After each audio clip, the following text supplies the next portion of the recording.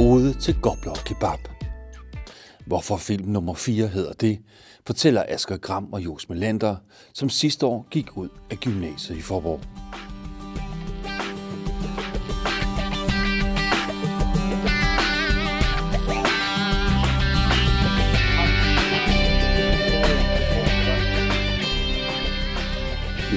Jeg er lidt i tvivl. Jeg kunne godt forestille mig, at det bliver godt. Inde i billederne inde i mit hoved er godt, og nogle af de skud, vi fik tidligere i dag, var virkelig, virkelig gode.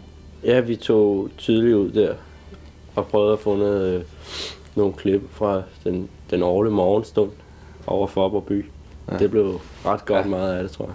Har I så skrevet først, eller tænkt først? Det startede med, at vi sad og tegnede et eller andet. Ja. Altså, ligesom en sti igennem Faaborg, som vi selv er. Så vi er gået på gymnasiet, så vi har gået et par gange efterhånden. Så hvad for nogle punkter, der ligesom var på den sti, som vi godt kunne lide. Vi har været umådeligt heldige i dag. Ja, det er gået noget bedre i dag, end det gjorde i går.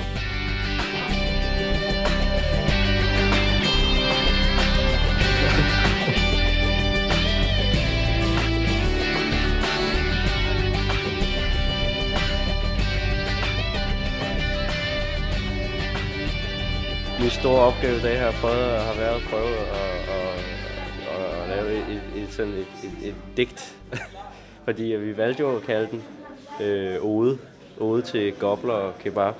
Så tænkte vi, det fordrede ligesom, at der var nogle rim i og sådan noget. Så nu har vi prøvet at lave lidt voiceover og skrive nogle digt, nogle strofer ned og sådan noget. Ærede publikum, det er så vidt. Film nummer 4, Ode til gobler og kebab.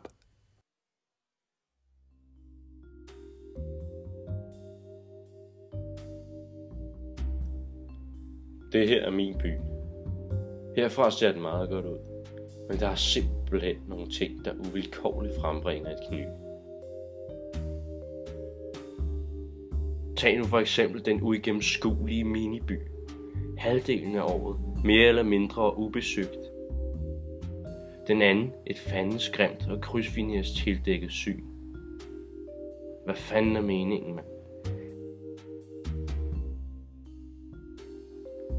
Og så er der den famøse Faaborg Krukke. En krukke, der med sine skiftevis dueblå og gråsorte goblemotiver på hæftig tysk trikolorbund mildt sagt ikke levner tilskueren meget pusterum.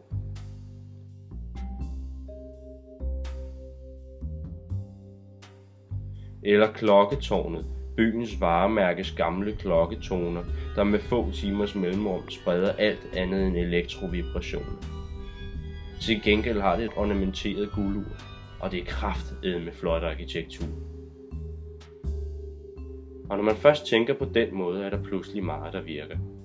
For eksempel at møde en kammerat på torvet, at købe en kebab eller en sandwich for så at dele rådet, på havnen, hvor man kan høre mågerne skrige. Og man må overgive sig og bare sige, det smager fandme godt. Efter måltidet kan udsigten nydes, og for især færgerne bør ingen snydes. De glider så behageligt roligt afsted, og man får lyst til at vinke og glædes derved.